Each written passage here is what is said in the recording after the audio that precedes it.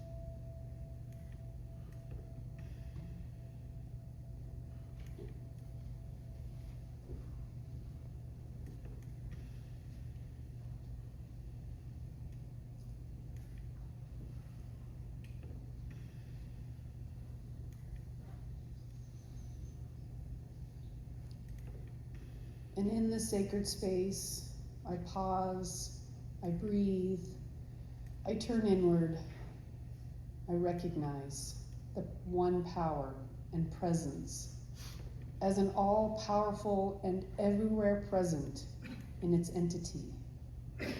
as it naturally and effectively expresses in, through, and as me, I rejoice, knowing that I am an individualized expression of it. In the consciousness of this unity, I step boldly into freedom. I courageously claim freedom from stress, freedom from lack, freedom from any false beliefs, and freedom from any sense of separation from my source.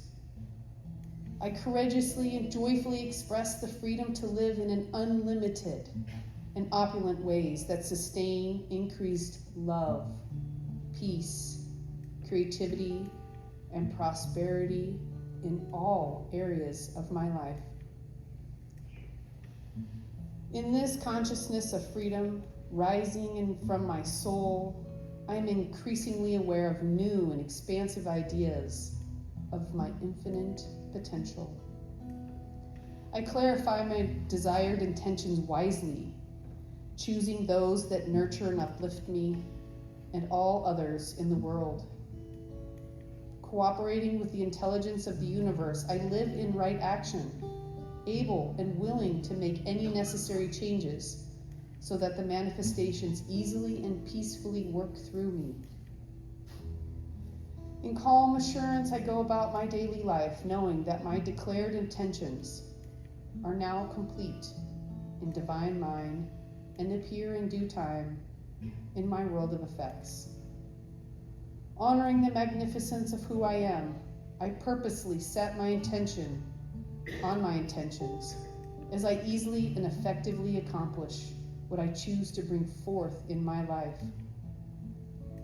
There is not a hint of delay, discord, or disruption as I peacefully live in right action in all areas of my life. I naturally make wise choices that sustain the perfect health of my body, my finances, my creativity, my relationships. Knowing nothing is too good to be true for me, I expand my vision to vistas of new opportunities for increased good, lovingly filling myself and generously overflowing to those in my world. And I'm grateful for the center, the volunteers, all of the musicians, all of the people, as we come together knowing the truth that is. Grateful for the reality of this truth, I release and let go, knowing it is so now. I live in the freedom to be whole as I am, thankful for this clarity and right action. And so it is.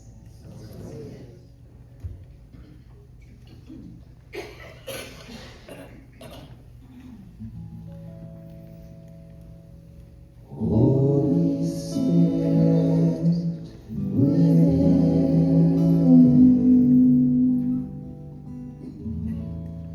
help me to bloom into all that I am. Help me to love the whole of the world.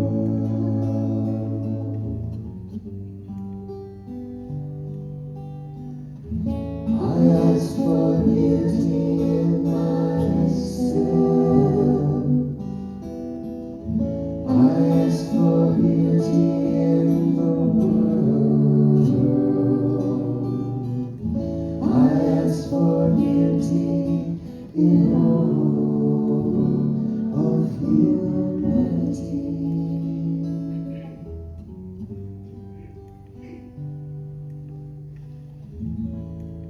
Holy Spirit, within, help me to bloom into all that I am. Help me to love the whole of the world.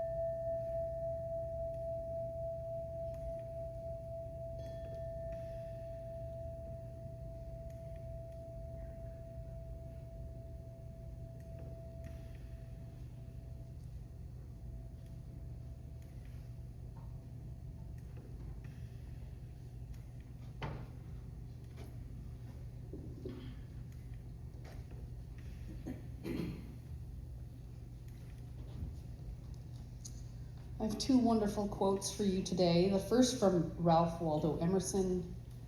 Freedom is not the right to live as we please, but the right to find how we ought to live in order to fulfill our potential. And from This Thing Called You, freedom, the freedom, which is the all creative wisdom has designed for man, is marvelous beyond all human perception.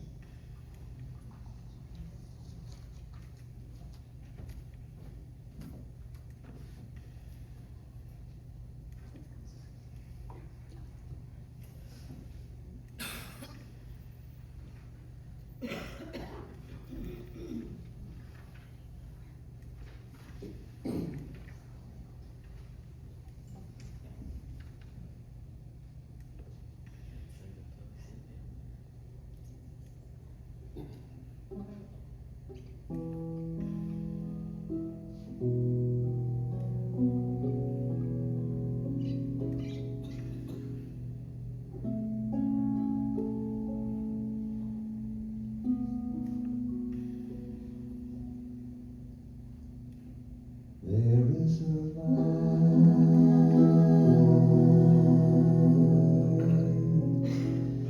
light that guides you through the storms.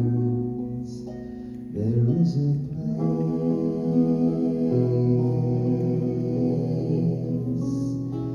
place of healing and calm. There is a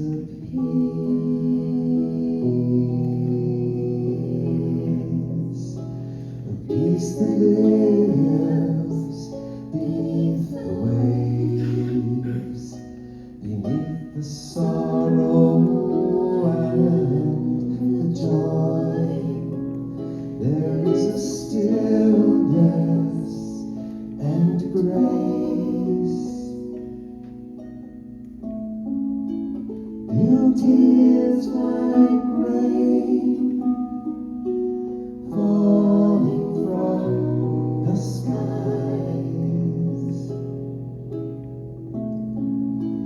It is God's love, it's pouring from your eyes. The wounds of life, they bring healing, my friend. For the heart that breaks is but opening again. The heart that breaks is but opening again.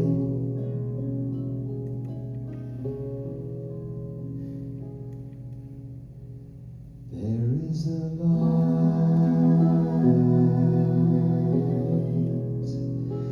light that guides you through the storms. There is a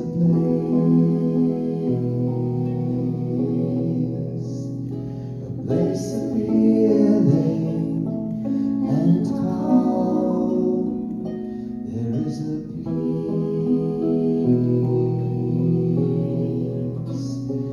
peace that lives beneath the waves, beneath the sorrow and the joy. There is a stillness and grace. Beauty is like rain falling from the skies. It is God's love awakening your sight.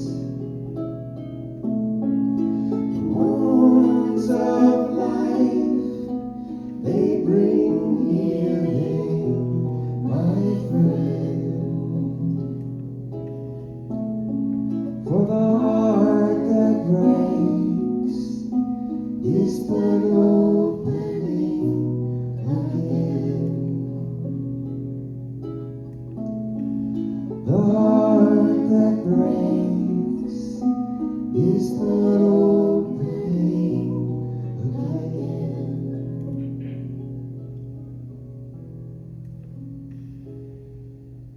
There is a light.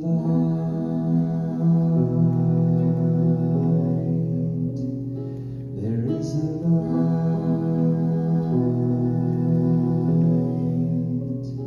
There is a light.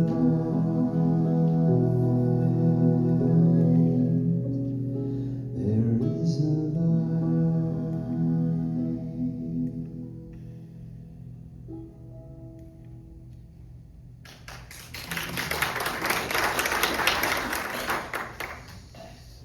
All right, well, welcome to July. So we have a new theme for July, and it is my soul's purpose. So this whole month we'll be talking about my soul's purpose. Today I have a video from our very dear Dr. Edward Viljoen from CSL Santa Rosa. I was going to say Rantasosa. You would love that, right, Roy? Santa Rosa. So here he is. Dr. Edward.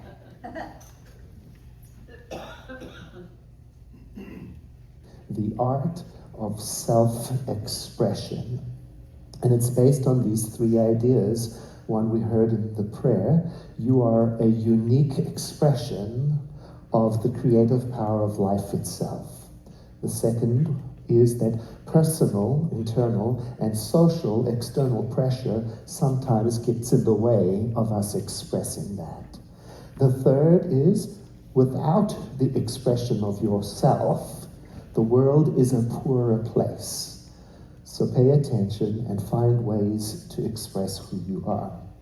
So let's begin with the message from Jesus of Nazareth in his, famous message known as the Sermon on the Mount that he gave to his followers, in which he spoke about the importance and the power of being peacemakers, where he talked about the importance of staying hungry for justice and integrity.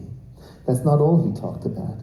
He also spoke about the importance of expressing your unique and authentic self. He said, you are the salt of the earth. And then he said, but if you've lost your flavor, the flavor that makes you who you are, then you are like salt that doesn't have its saltiness anymore. And that is useless and ought to be thrown away. To drive the point home, he said, you are the light of the world and you ought not to hide that light. He also said that we are to shine the light that is within us in a very particular way, in a way that honors what we are made from. Shine your light in such a way that it blesses the world and does not harm it in the way that too much salt would harm.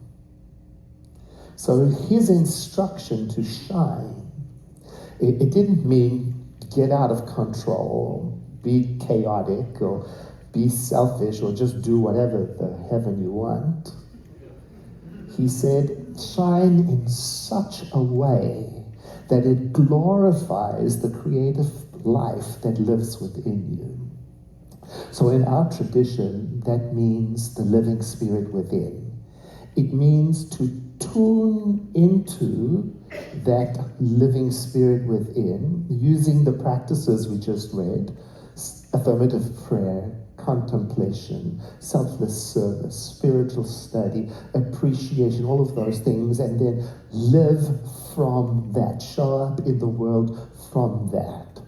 Now, from my experience, when I take the time to do that tuning in through spiritual practice, tune into the living spirit within, the self within, and then express from that, what comes out is caring and creative and curious.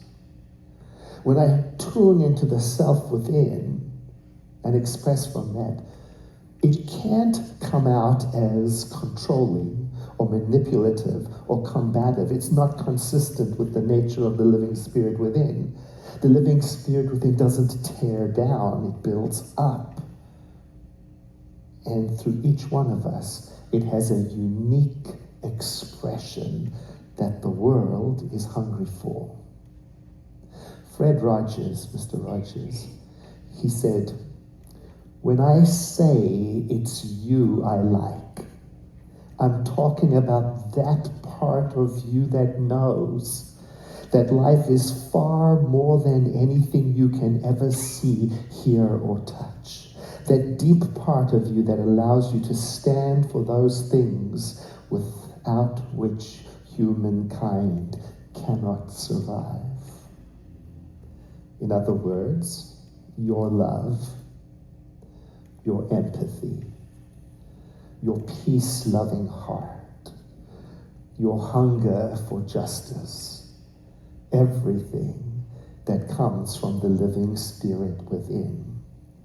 And today I want to explore what is it that stops us from giving expression to that? What is stopping us from being all that the living spirit within us is? What is stopping us from being the incredible, unique light that we are? And importantly, what does the world miss out on when we don't shine? Jackie Robinson's entry into Major League Baseball was a powerful example of self-expression under pressure. In the 1940s, organized baseball apparently had been racially segregated for years. And when he signed a contract to play, what he was doing was breaking the color barrier in professional baseball, which not only made him an icon for those who were standing for racial equality, but it also put a target on his back for those who fought against it. And his poise and strength on and off the field is why he is still honored today. Now, I think it might be easy to overlook the self-restraint and the inner discipline he must have had to practice daily being present to what lives inside of him in the face of racism and insults and threats. So much so that he needed a two-person police guard every time he left the ballpark. And some teams, they threatened to strike rather than play against him. And when his team visited Philadelphia, he had to be housed separately from the team for his safety. 69 years later, the city of Philadelphia finally apologized to him for its racist treatment of him, and the Philadelphia City Council passed a resolution naming April 15th as a day to honor him and apologize for his mistreatment when the Dodgers visited that city. So his presence on the field is an example of quiet but thunderous self-expression that to me says, I'm here, I belong, I matter, I will show up. There is a light in me and it must come out. And the world would have been poorer without his self-expression. I'm not sure how well I would have stood up to that kind of negativity. I don't know if I could have taken that and remained poised. One of the helpful awarenesses I gained in a workshop about self-esteem was that I can sometimes spend too much time thinking about what other people think about me. And when I'm overly interested in other people's opinion about me, I turn it into a kind of prison, like a box, a mental box that keeps my self-expression dampened. And in that workshop, that was when I realized I could do a better job of focusing on what I think about me. And so I learned to say such things in our tradition as, I am a radiant expression of the creative power of life. My presence brings flavor and light to the world. And I am letting the light that is within me shine in ways that bless and uplift the world. I show up in the world with authenticity and reverence, and I trust my true self to be its kind-hearted, curious self. And in this way, I started to look within and I began to ask, who would I be in this world if I were free of that obsession with other people's opinions? That's such a powerful inquiry. It's liberating to ask. If I were free from the obsession with other people's opinions, how would I express myself? Now, what other people think about you and me, sometimes it has value, truly, and it can be considered, but in the long run, we have to live our own lives, and we have to express our own passions, like Fred Rogers did.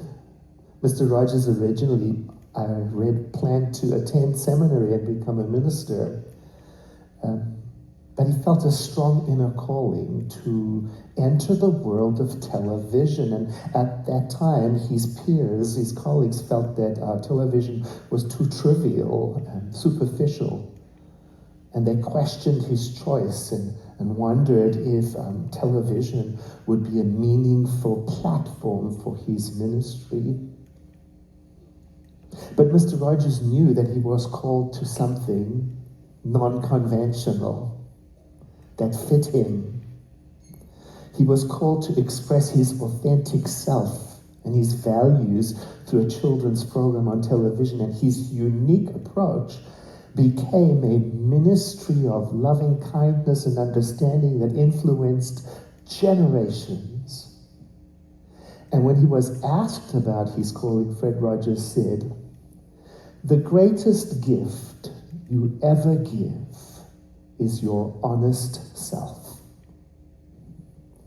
And his words inspire me to try to choose authenticity over approval. And they also remind me that self-expression is not the same as mimicking somebody else, copying somebody else. It isn't performance. It doesn't seek applause. It doesn't need validation because it comes from somewhere deeper within. It comes from a place within that is confident already, calm already. And so that place doesn't need to be liked or validated even. And in some cases, that's very important because the world may not know how to like or validate our self-expression yet. Temple Grandin's story is an example of someone who expressed herself in a world that didn't quite know how to receive her. And she ended up shaping the world through her life. She was diagnosed with autism as a child and didn't speak really until age 4. And there was, some serious doubt about whether or not she would ever have the capacity to learn anything. But her mother refused to accept that as a diagnosis, and she took her to a neurologist who recommended that she get speech therapy. And she did, and in time, Grandin's speech developed, and she forged her path forward, including a trip to her aunt who had a farm, and that visit opened up her whole world. She went on to become one of the world's leading experts in animal sciences and the humane treatment of livestock. And her unique way of seeing the world, well, it wasn't such a limitation, it was a gift. She used her difference as a lens through which to educate and advocate and innovate. And she once said, "The world needs all kinds of minds. You are a unique and essential part of life. Now, to be fair, there is a tremendous pressure from society to fit in. Spiritually speaking, though, if we examine that, no one can fit in. That's why I love our teaching so much, because we are taught in Science of Mind, we learn to think of ourselves as unique expressions of the living Spirit, never duplicated, never done before. Nothing like you has ever existed before and never will. Before I studied Science of Mind, well, I had a sense, a heaviness, a feeling that I didn't fit in. I didn't know yet that was okay. I didn't know yet that nobody else did. See, I thought that there was something wrong with me. Maybe you felt that too. I used to feel embarrassed that I wasn't interested in what most of society seemed to be interested in. But in Science of Mind, I learned to value that, to appreciate my differences. I learned to say to myself such things as, the opinions of others no longer can confine me. I release the habit of seeking approval and I choose self-trust instead. I step out of the box of conformity with ease. I gently dissolve the limiting beliefs I have carried from the past by tuning into the Spirit within on a regular basis. And if I should encounter the pressure to fit in, I know to breathe and return to my center. Look, if I waited to be fearless, I would never have done my first Sunday service message, or the second, or the third, or 30 years worth. James Baldwin once said, you have to go the way your blood beats. He, as a black gay man in mid-20th century, he risked everything by writing and speaking openly about race and sexuality and identity at a time when doing so, it could mean being cancelled or worse. And he expressed himself clearly and bravely through his writing. That's worth noting, because in a culture where image often outpaces authenticity, it might be tempting to edit ourselves into something more acceptable. But when we do that long enough, something essential becomes buried, and we might lose touch with our own voice. He, at age 14, became a junior minister in his church, his family's church. But by age 17, he began to feel that the teaching there was just another method for oppressing black people. He rebelled against it. By 18, he left home after a series of intense personal and ideological breaks with his family, especially over religion and sexual identity. He didn't feel accepted for who he was becoming, so he had to go. He had to go the way his blood beat. He was calm, he was precise, he was clear, he was powerful, he was uncompromising, and he spoke and wrote because he couldn't stay silent. And when he did speak and write, his voice made space for others to find their own. And the world is a better place because he did. And he stands as a reminder for me that every time you and I speak up, show up, stand up with calm, kind-hearted clarity, we are practicing the art of spiritual self-expression. And it's important because self-expression is how the world learns who we are, really. It's how the world learns what moves us, what matters to us, and what we value. So this week, rather than ask yourself, how can I fit in? Ask instead, what light am I here to shine? Because the world doesn't need another echo. It needs the clear, unrepeatable note that only you can sing.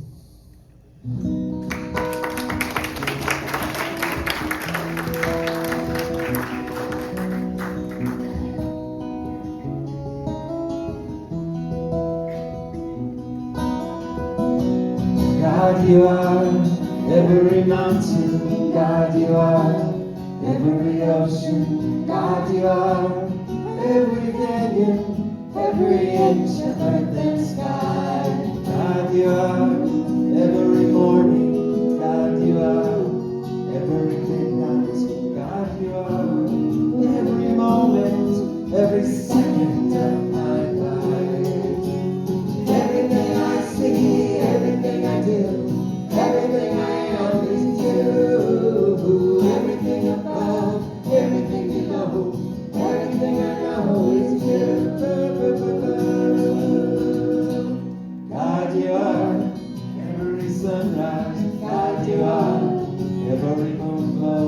God, you are every star shine, every inch of earth and sky. God, you are every springtime. God, you are every snowfall. God, you are every season, every second of my life.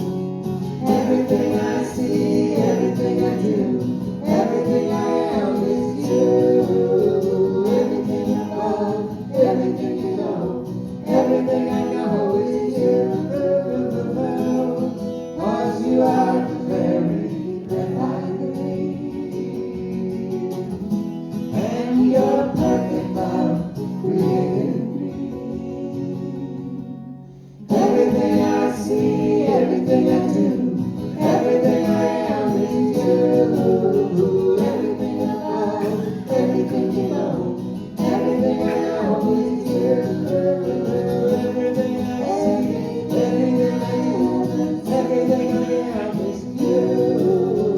Everything above, everything below, everything I know is you. Everything I see, everything I do, everything I am is you. Everything above, everything below, everything I know is you.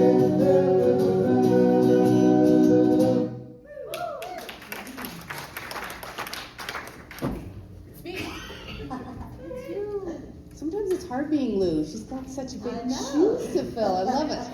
All right, we're going to take a moment to have the ushers come forward.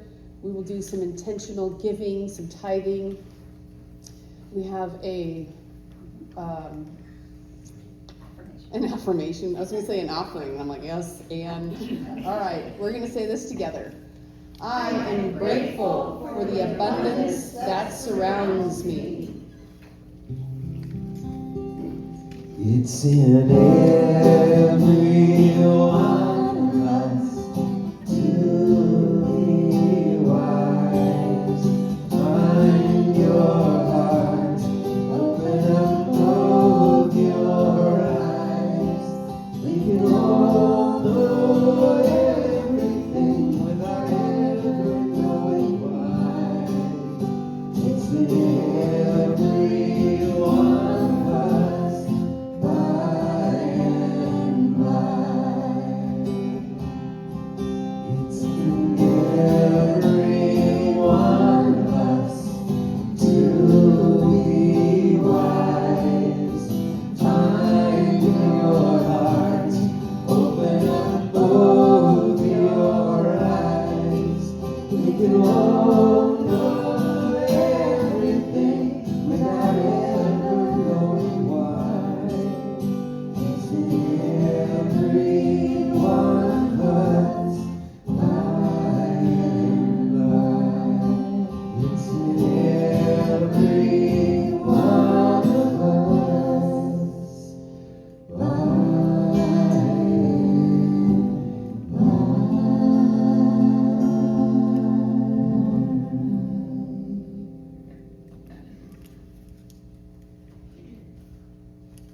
we gratefully accept these offerings and press them into service, into our community, into our city, town, state, and country, and around the world.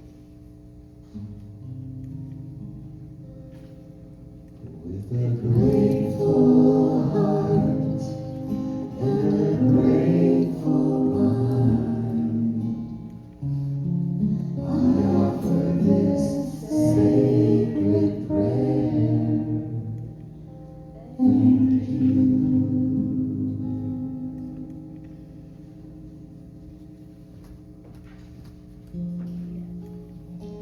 Thank you to Mariah. She makes a great leader.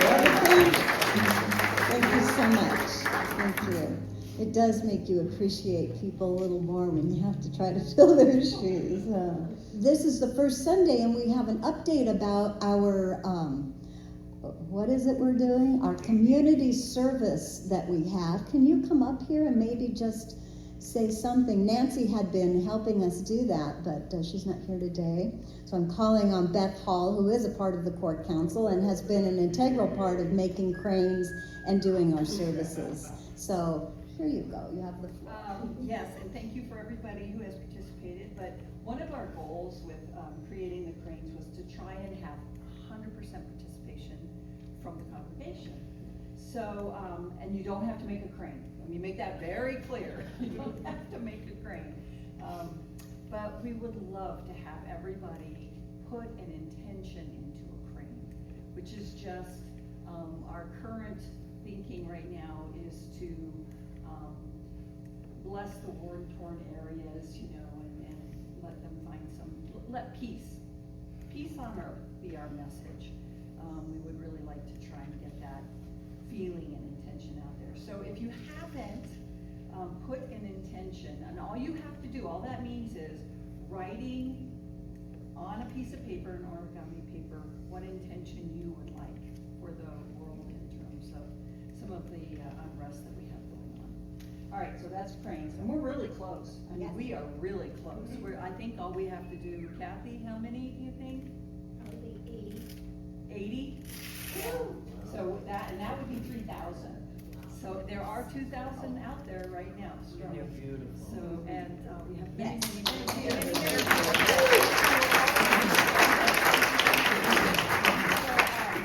the end of the food table, I'll stick some origami paper out there, and all you've got to do, and a pen, and all you've got to do is just write what you would like to see in the world, what can be manifest. Christopher, I think you already talked about that. We're going to talk about it. Go ahead and say anything you want about that. I just want to point out that the jar is over here to give dollars, so go ahead and talk about it. And there's a letter in there. There it is. I managed to finally get one right. Nice, okay, thank you. And food, you've already said that. Food, So, we said that. I will, and don't worry, somebody will make the crane for you. Lots of cord crane makers. Yes. Thank you, Beth. Let me just talk just a second about Christopher, who is our incarcerated friend. He's in the correctional facility in, where is that? Sterling. And so we have been sending him letters. What he likes more than, well, he likes money as well, because he has to pay for a lot of things there that he wouldn't normally get. Even like extra nutrition, you know, in the food, and warm clothing in the winter, or, you know, other things that he may need, writing utensils, paper, stamps. So I have a bucket over here that you could donate dollars if you like. Each month we send, it has to be a certain way that we send it to an account that he has access to. He has to buy everything that he buys through them, through that commissary. So I have that over here. Also, we are looking for people to write letters to him. He just wants to hear from people on the outside, and he loves to hear about your life, about what you're doing. He likes to hear about current events. So if you would like to write him a letter, now the letters are all an open book. If it's the first time that you're writing to him, I will probably read the letter, just to be sure that we are staying appropriate in what we say. Sometimes they'll go through all the letters too. They will read everything that you write, and you can't really send anything except a letter or a card.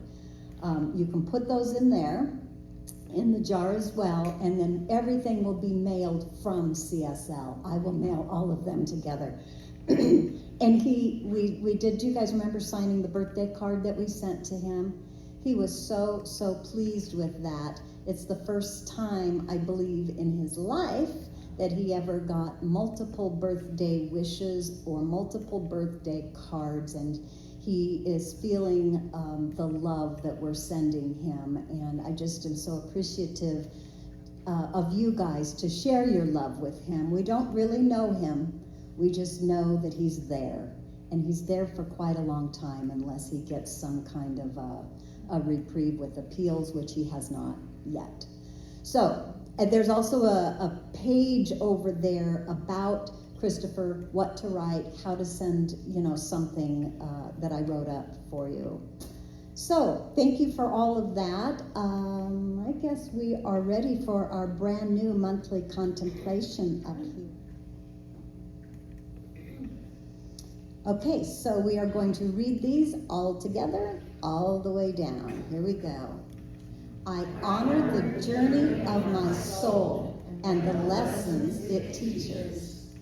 The opinions of others can no longer confine me. I release the habit of seeking approval, and I choose self-trust instead. And so it is.